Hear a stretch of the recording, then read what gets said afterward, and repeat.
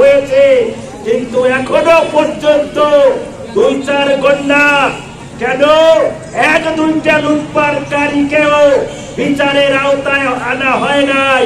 যারা সিঙ্গাপুরে, তাইওয়ানে, ব্যাংককে, মালয়েশিয়া এবং কানাডাতে আর একজন বিবি রেখে দ্বিতীয় হোম করেছে, তাদের বিচারের আওতায় আনবার কোন মুরদ ইউনূস সরকারের নাই, এই সরকারের নাই।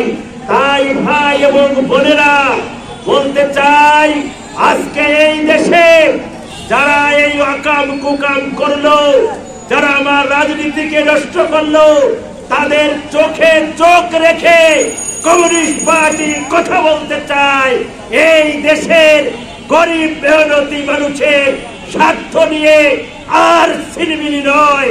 কৃষক শ্রমিকদের জন্য ভোটের অধিকার, হাতের অধিকার আমরা প্রতিষ্ঠা করতে পারি, সেই আশা ব্যক্ত করে আজকের এই উদ্বোধনী অনুষ্ঠান আমি এখানে সমাপ্ত ঘোষণা করছি।